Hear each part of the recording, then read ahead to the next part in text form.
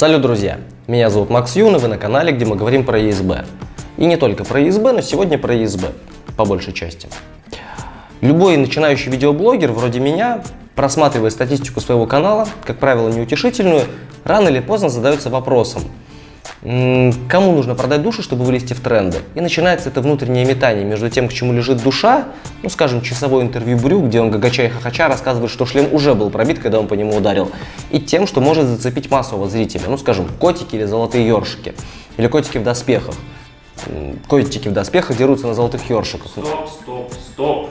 Однако пути популярности и алгоритмы видеосервисов неисповедимы, и некоторым представителям нашего движения удалось оказаться там, где многие мечтают, на волне просмотров, иногда неожиданно для самих себя. Все они стали героями так называемых вирусных роликов при разных обстоятельствах. Большинство так и осталось неизвестными для публики, ведь лица их скрыты шлемами. Настало время приподнять забрало. Я Бэтмен. Начнем с того, что попроще.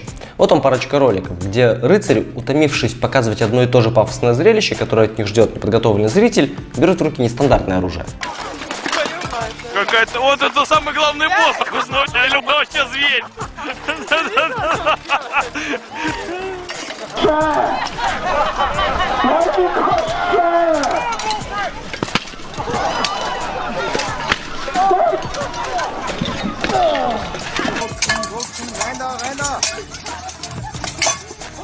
Вообще-то, такой предмет, как сковородка, оказался неожиданно популярен среди бойцов ФСБ. Вот еще один пример.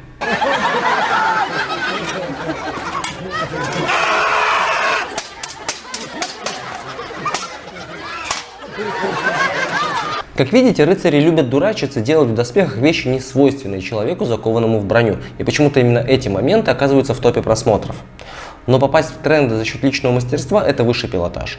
И этот блог должен открывать один из самых амбициозных, талантливых профбойцов современности, который после следующего ролика получил прозвище «Мистер Хайп-Кик» – Вячеслав Леваков.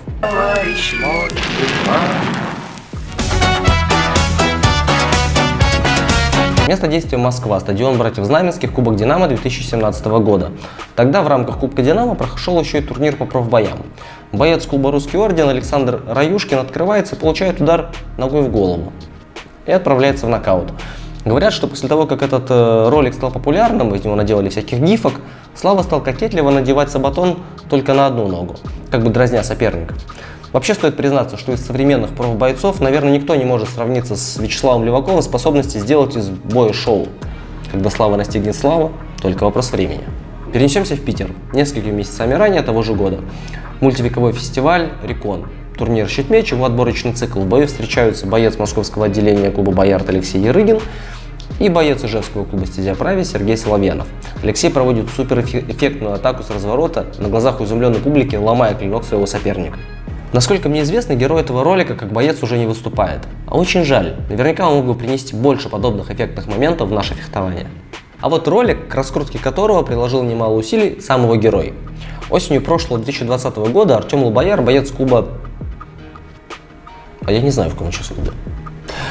Умудрился не только попасть на турнир щиткафа в Крыму, но и чудом избежать удара своего соперника Ильи Бондара в тот момент, когда у самого Артема слетел шлем, а удар Ильи было уже не остановить. Ну ладно, чудо тут вторично, а первично точно на тренировках навыки. Отличная реакция, прекрасный момент. Конечно, нельзя не упомянуть, что даже такие крутые эпизоды не способны соперничать с контентом, где весь упор делается на травмах, полученных бойцами, а видеоряд щедро сдобрен кровавыми сценами. Подобное зрелище всегда популярно наряду с изображением полуголых кампфрау. Я надеюсь, рыцарский спорт зацепил вас не этим. К тому же, крови у нас статистически меньше, чем в других увлечениях. Да и обнаженки тоже. Лирическое отступление.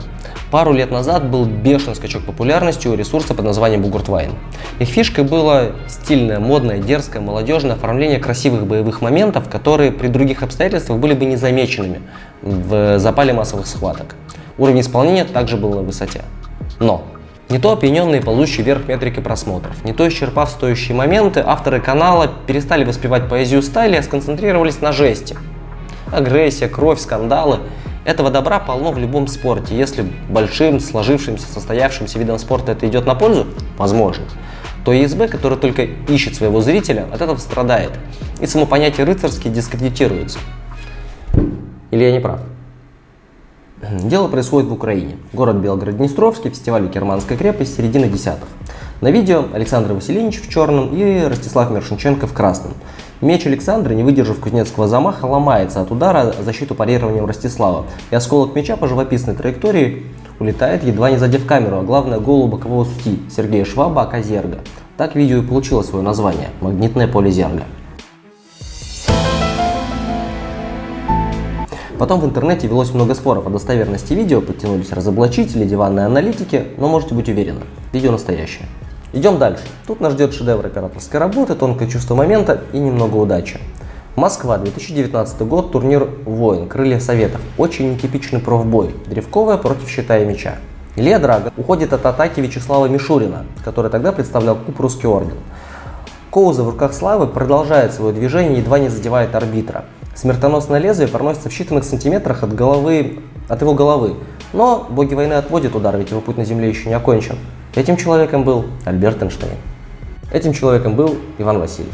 И здесь надо сказать, что в интернете немало роликов, где судьям все же достается. Это еще раз подтверждает, эта работа благородная и опасная, ведь присматривая за здоровьем бойцов, маршалы часто забывают о себе.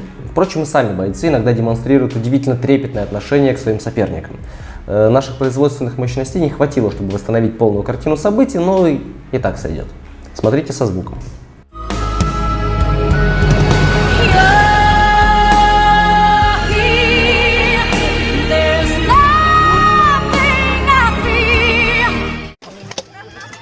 На контрасте, и чтобы вы не расслаблялись, пару жестких хедшотов от брю.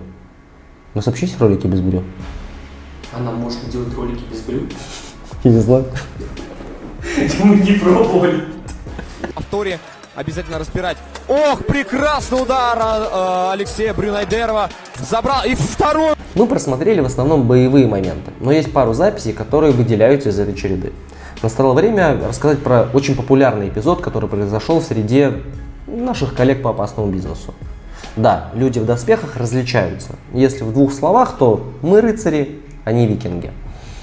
Тем не менее, мы все представляем одно большое сообщество и часто встречаемся на одних и тех же мероприятиях и сражаемся буквально в соседних ристалищах. Это дает нам полное право примазаться к славе. Фестиваль исторической реконструкции по эпохе раннего средневековья Русборг 2016 года. Начало мая. Ровно в эти даты мы с парнями и девчонками из сборной добывали золото на чемпионате мира в Чехии. А Константин Рученькин, глава раменского клуба «Наследие предков», стал героем одного из самых ходовых роликов в сети и даже на телевидении, так что даже ваша бабушка могла его видеть. Повторюсь, для большинства обывателей Константин и я на одно забрало. То был не самый плохой способ привлечь внимание к нашему движению. А как это было, из первых уст рассказывал сам герой на стриме у моей коллеги по медиапространству Марины Головиной. Ссылка с тайм-кодом будет в описании. Ну и гвоздь программы. Видео, известное в интернете под названием «Черная магия». Интервью снято на Битве наций 2014 года в городе Трагир, Хорватия. Боец в кадре Александр Маколдин, боец нижегородской команды «Медвежья-5». Где-то в отборочном этапе ребятам предстояло встретиться с командой из Польши, а не Австралии, как можно было бы подумать. И почему-то россияне решили уважить своего соперника, исполнив боевой танец маори «Хака».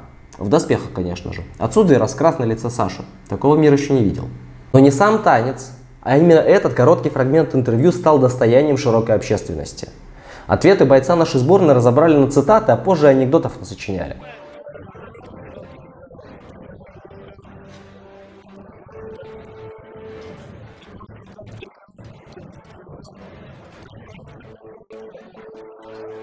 Сейчас Маколдин считается ветераном СБ, но тезисы им озвучены золотыми буквами, вписаны в книгу мудрости рыцарского спорта для будущих поколений бойцов.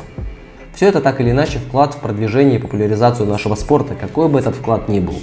Я желаю всем коллегам по увлечению, когда удача придет за вами, покажите себя исключительно с сильной стороны. Пока. Максим, а почему ты ничего не говоришь про подписывайтесь, там, ставьте лайки?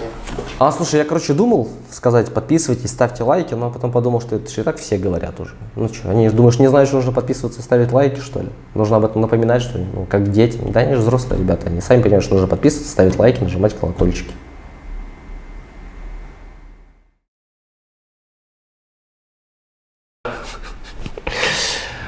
Мнульюм, нолья, мнульюм, нольем, нальям, нельим, нильёш. А вот ролик, к раскрутке которого приложил немало усилий сам его герой. Артем... Или я не прав? Намели мы лениво, налива ловили, нуль юнью. Нали мы меняли, не налиня, мноль юньё. Любви не меняли, винила, молили, мналь янья. И в туман лимана манили меня, и в туман лимана манили меня, и в туман лимана манили меня. Мнель янье, мниль яньи, мныль яньи.